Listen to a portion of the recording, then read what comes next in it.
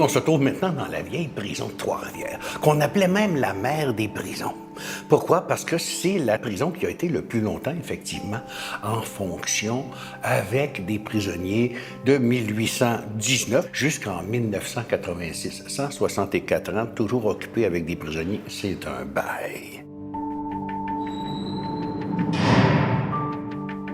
L'expérience muséale unique qui se fait ici, c'est que, premièrement, on visite un monument historique qui, lui, a gardé beaucoup des caractères de la prison du 19e siècle, qui est déjà unique.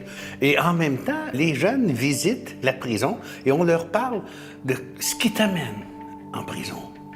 Comment dire, qu'est-ce que ça amène, la criminalité? Quelles sont les conséquences de la criminalité? Mais quand tu les conscientises à ce niveau-là, dans un milieu qui est déjà un milieu carcéral, ton effet est double, tout simplement. Et il y a même des nuits qui se font avec des jeunes à partir de 16 ans et qui dorment ici en prison avec des gardiens qui font les gardiens. Où l'effet se fait, c'est la nuit, quand ils dorment. Ah, là, tu les vois les barreaux. Et là, la dimension est énorme.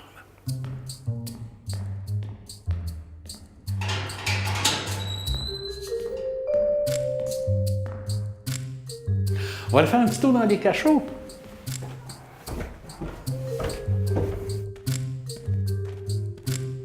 En 1912, ils ont installé carrément des chaînes pour bien enchaîner les prisonniers qui pouvaient être rivés complètement au mur, attachés comme ça, et aux pieds aussi en même temps. Ils pouvaient passer dans cette situation-là, ils pouvaient être enchaînés de 24 heures à 4 jours.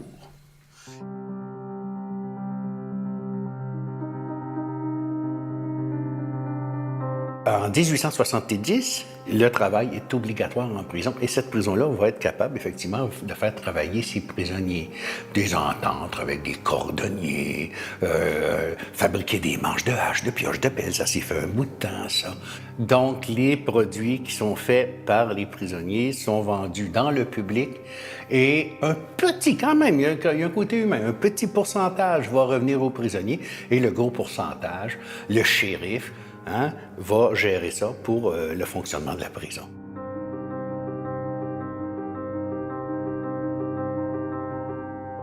L'insalubrité, malheureusement, est demeurée jusqu'à la fin. En fait, c'était très peu salubre au début. Mais il faut garder l'époque. Quand il y avait une famille de 15 enfants, il y avait 8 filles dans une chambre, 7 gars dans une petite chambre, puis un pot de chambre au milieu, Bien, ici, c'était la même chose.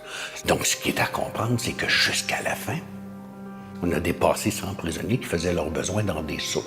Et qu'est-ce qui est à comprendre aussi? Et pendant longtemps, ils encourageaient ça en prison.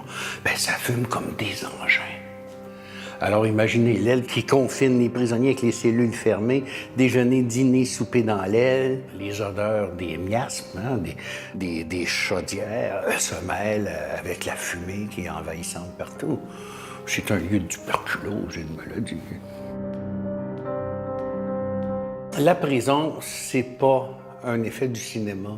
C'est une vie qui se détruit. Et de faire prendre conscience de la destruction que ça peut amener sur un individu, c'est très important.